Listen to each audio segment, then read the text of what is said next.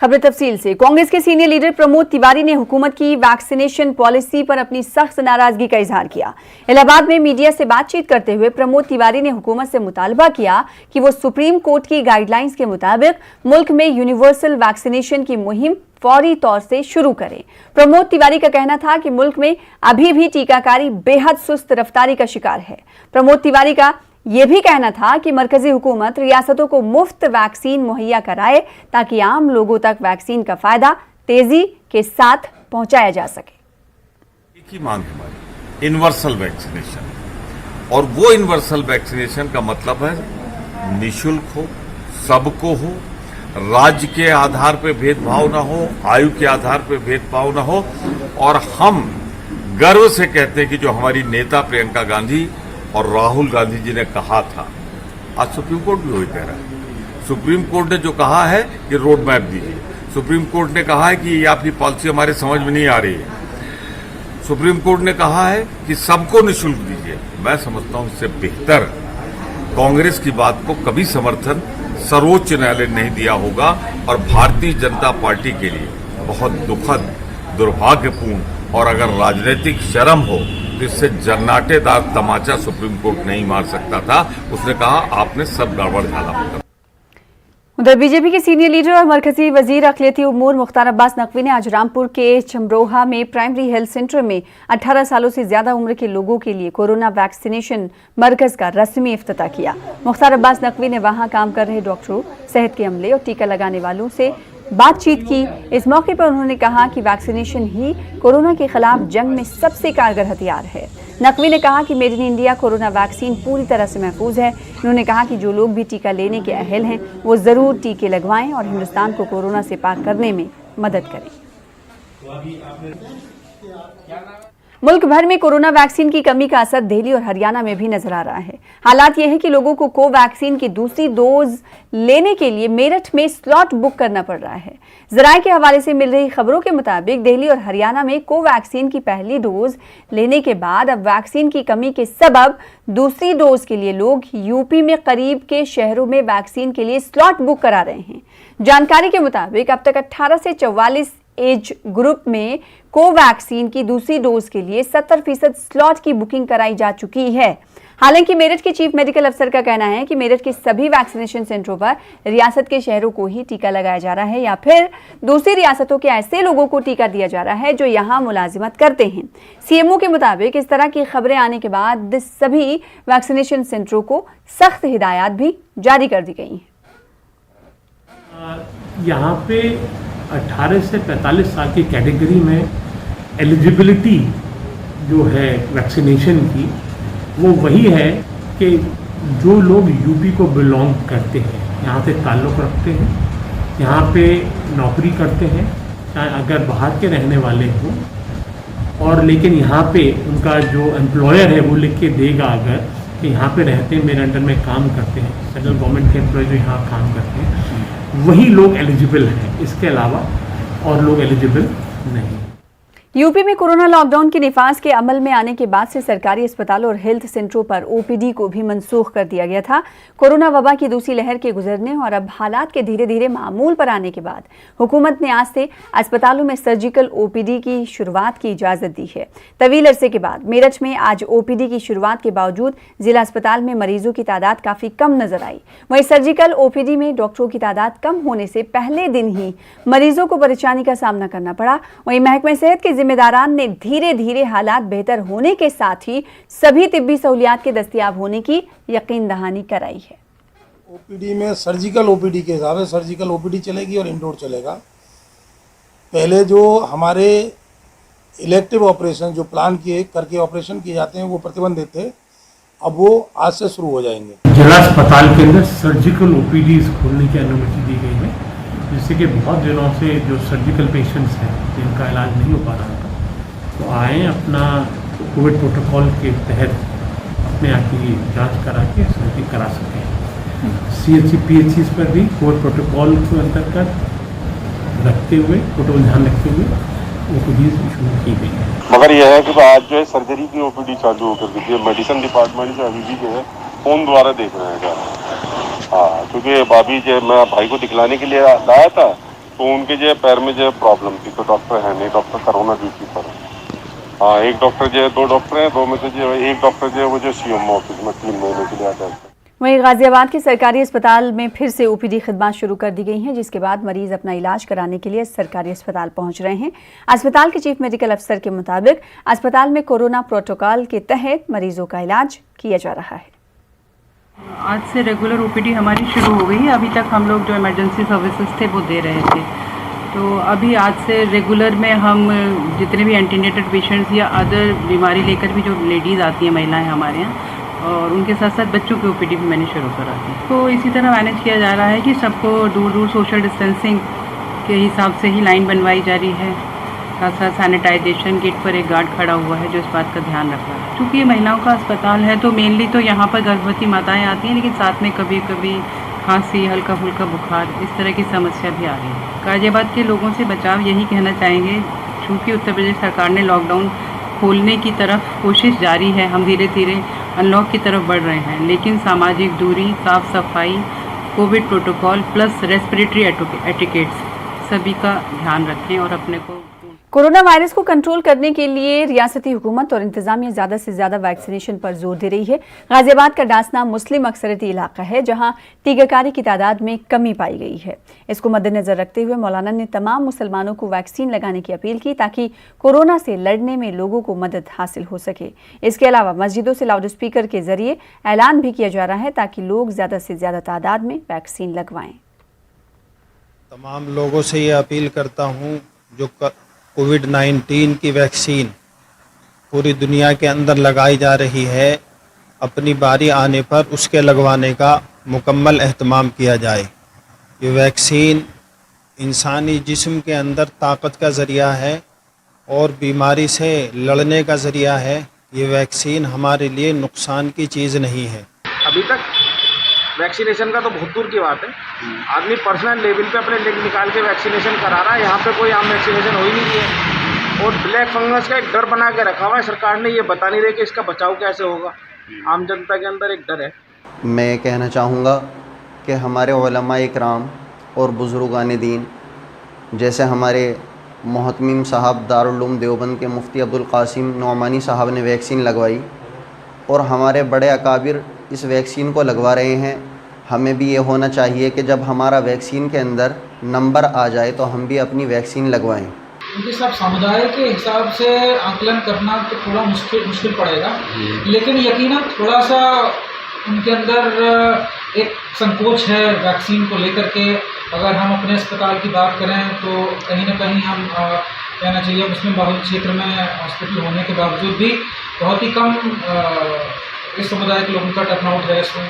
तो इस पर हम भी प्रयासरत हैं कि गांव के समस्त प्रधानों के साथ हम बैठक करके इस चीज़ को चाहते हैं कि भाई लोगों तक सही मैसेज पहुँचे। अपील का जो आजकल है वो सिलसिला बदला हुआ है, सिस्टम बदला हुआ है। पहले हम लोग मस्जिद में लोगों से अपील करते थे, लेकिन आजकल मस्जिदों में तो लोग आ नहीं रहे। तो अब लोगों से जो अपील हमारी की जा रही है वो मोबाइल फ़ोन के ज़रिए की जा रही है। जिसके नंबर हमारे पास हैं हम उनसे कांटेक्ट करके उनको बता रहे हैं कि भाई आप भी वैक्सीन लगवाएं और लोगों को बेदार कर रहे हैं।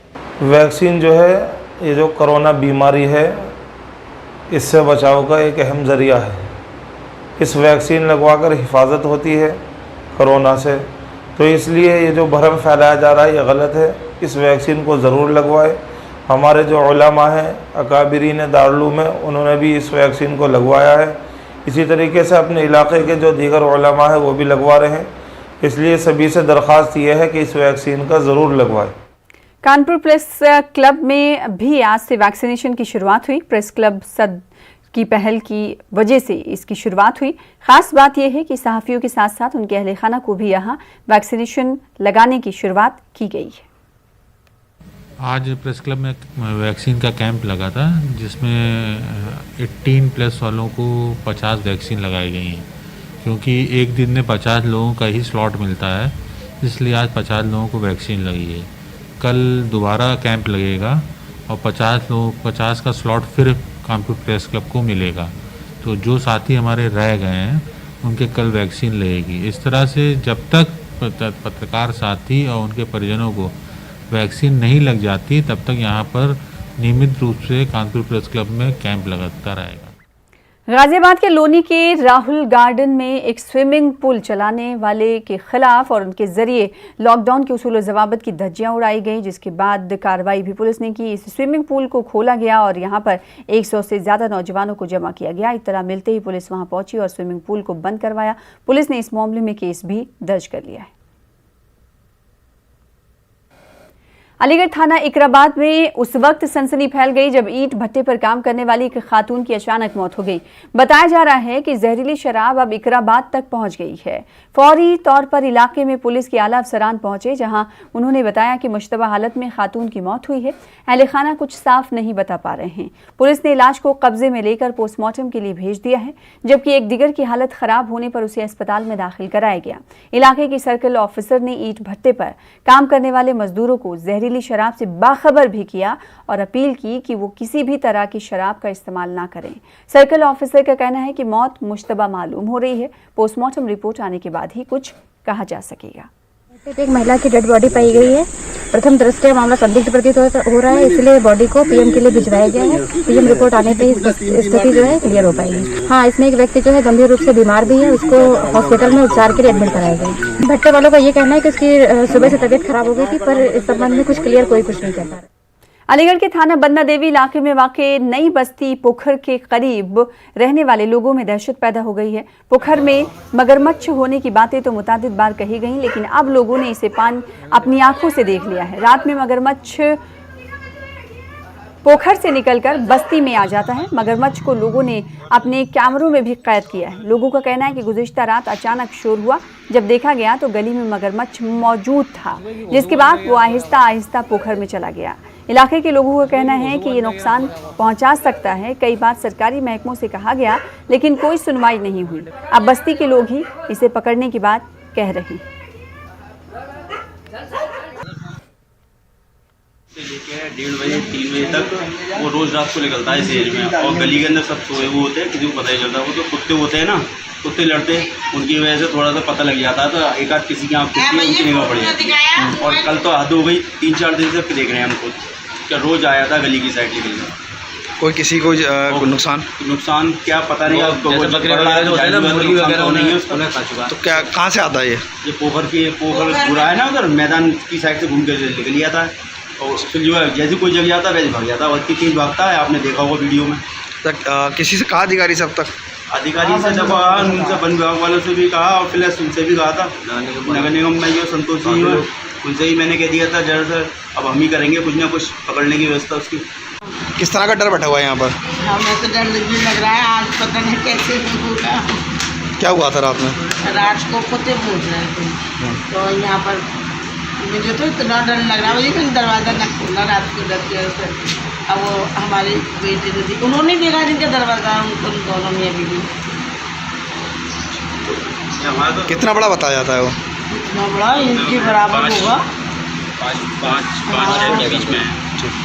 वज़ीर आला नीतीश कुमार ने जराइम पर काबू पाने को लेकर आला सतह की मीटिंग की। मीटिंग के दौरान नीतीश कुमार ने अफसरों को कई जरूरी हिदायत दी। नीतीश ने हर थाने में खवातीन पुलिस एहलकारों की तैनाती की हिदायत दी, ताकि शिकायत करने थाना आने वाली खवातीन का हौसला बढ़े और उनके मसाइल को सही ढंग से हल किया जा सके। साथ ही अब बिहार में तमाम अजला के डीएम और एसपी महीने में एक मरतबा जमीन से मुतालिक बाहमी तनाज़े को खत्म कराने के लिए मीटिंग करेंगे। साथ ही एसडीओ और एसडीपीओ को 15 दिनों में एक मरतबा इस तरह की मीटिंग करनी होगी।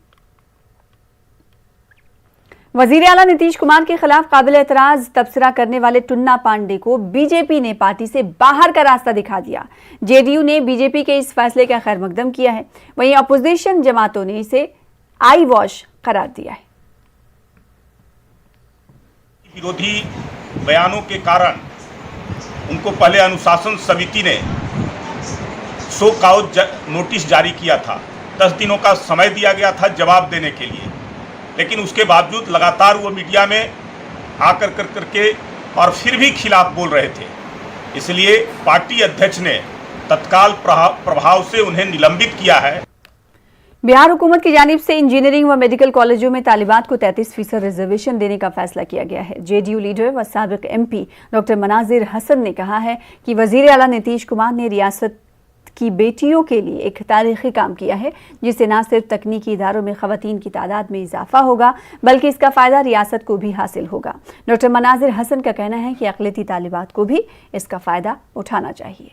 आज हम मुख्यमंत्री जी को बहुत बहुत उनका शुक्रिया अदा करना चाहते हैं, उनको बधाई देना चाहते हैं कि उन्होंने मेडिकल कॉलेज और इंजीनियरिंग कॉलेज में लड़कियों के लिए 33% आरक्षण का प्रावधान किया है। ये बहुत बड़ी पहल है, इसका जितना स्वागत किया जाए कम है। इससे पहले भी मुख्यमंत्री जी ने पंचायत में 50% महिलाओं को आरक्षण देकर और नौकरियों में 35% आरक्षण देकर एक कीर्तिमान स्थापित करने का काम किया है। मुख्यमंत्री को इसके लिए बहुत बहुत धन्यवाद। वज़ीर आला नीतीश कुमार की जानिब से शुरू की गई 121 टीका एक्सप्रेस अब गली मोहल्लों में पहुंच रही है और लोगों को वैक्सीन दे रही है। महकमे सेहत के अमले का कहना है कि लोग वैन देखकर खुद ही टीका लेने के लिए पहुंच रहे हैं और इनमें जोश भी है। टीका एक्सप्रेस के द्वारा अब घूम घूम कर पटना शहर में टीकाकरण अभियान चलाया जा रहा है। इस वक्त हम पटना के शेखपुरा इलाके में हैं और यहाँ हम दिखा रहे हैं कि किस तरीके से टीका वैन यहाँ स्कूल में पहुँचा है और यहाँ पर लोगों का टीकाकरण किया जा रहा है। सबसे पहले यहाँ लोगों का रजिस्ट्रेशन किया जाता है। हम इस कमरे को दिखाएंगे जहाँ पर वैन से उतरकर जो सामान है और जो वैन में जो स्वास्थ्यकर्मी हैं वो यहाँ आते हैं और यहाँ पर सबसे पहले उनका रजिस्ट्रेशन किया जाता है। यहाँ पर काउंटर बनाया हुआ है ताकि जो लोग टीका लेने आएंगे पहले यहाँ रजिस्ट्रेशन कराएंगे और उसके बाद फिर उन्हें टीका दिया जाएगा। दूसरे कमरे में टीका देने का यहाँ पर इंतजाम किया हुआ है। यहाँ पर भी हम दिखाते हैं कि किस तरीके से यहाँ पर लोगों का टीकाकरण अभियान किया जा रहा है और लोगों को टीका भी लगाया जा रहा है। तो सरकार के द्वारा कल 121 टीका एक्सप्रेस वैन का उद्घाटन किया गया है और वो वैन शहरी इलाकों में खास तौर पर जाकर के लोगों का अलग अलग मोहल्ले में हर वार्ड में जाकर के लोगों का टीकाकरण करेंगे। हमारे साथ यहाँ स्वास्थ्यकर्मी भी मौजूद हैं, इन लोगों से हम बात करते हैं। कल उद्घाटन हुआ और आज से आप लोगों ने इसकी शुरुआत कर दी है? हाँ, कल ही से हम लोग स्टार्ट कर दिए थे। कल ही हम लोग को भेजा गया था। हम लोग का नूतन अंचल पड़ता है, वहाँ से जिस वार्ड में वहाँ से भेजते हैं वहाँ जाते हैं देने। लोग आ रहे हैं टीका लेने के लिए? आ रहे हैं लोगों में जागरूकता है? हाँ है, जो जान रहे हैं समझ रहे हैं वो लेने आ रहे हैं। वैन में जब ऑडियो बजाया जाता है, जब गाना बजता है तो लोग उससे आकर्षित होते हैं? हाँ होते हैं, तब ना जानते हैं तब तो आते हैं वैक्सीन लेने के लिए।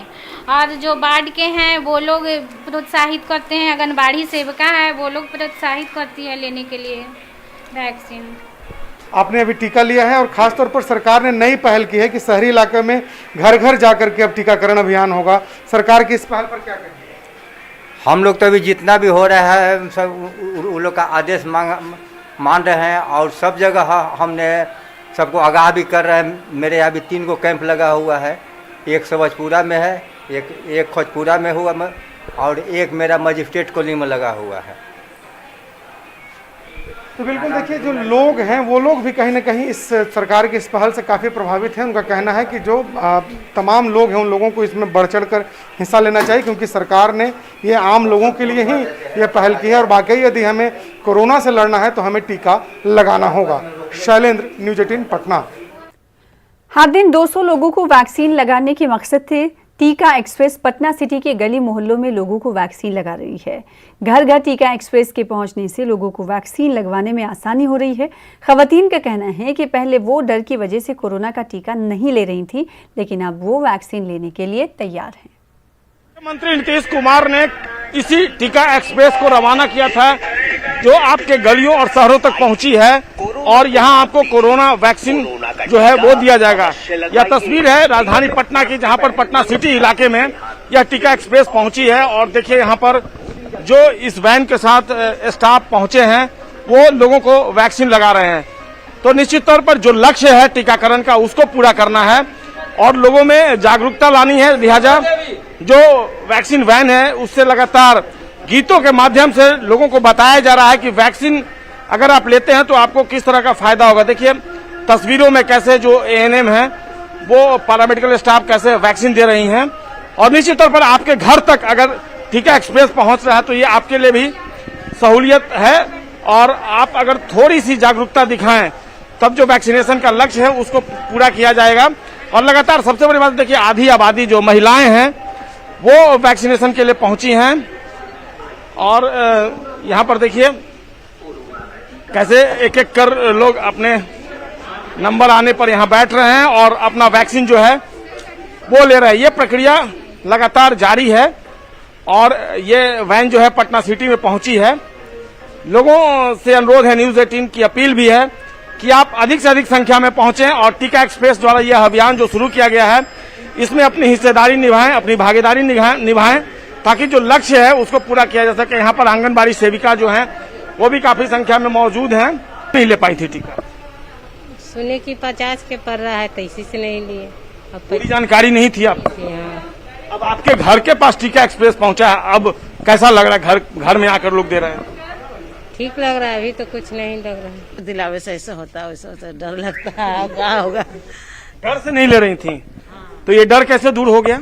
आ गए, अब भय छोड़ दिए कि जाओ तो देख के ऐसे भाई था आदमी के कब्बे आईली दिलाक चल गई। बिल्कुल, आपने सुना महिलाओं में डर था। एक जो अफवाह उड़ी कि टीका लेने से आदमी मर जाता है, इन अफवाहों पर आप ध्यान मत दीजिए। आप बेहिचक जो टीका एक्सप्रेस आपके घर तक पहुंच रहा है, आप निश्चित तौर पर समझिए सरकार गंभीर है आपको अगर वैक्सीनेशन करवाने के लिए, तो आपको वैक्सीनेटेड हो जाना चाहिए और हर हाल में आपको वैक्सीन लेना होगा, क्योंकि वैक्सीन लेकर ही हम कोरोना को मात दे पाएंगे। कैमरा पर्सन मणि चुनेजा के साथ संजय कुमार, न्यूज 18 पटना।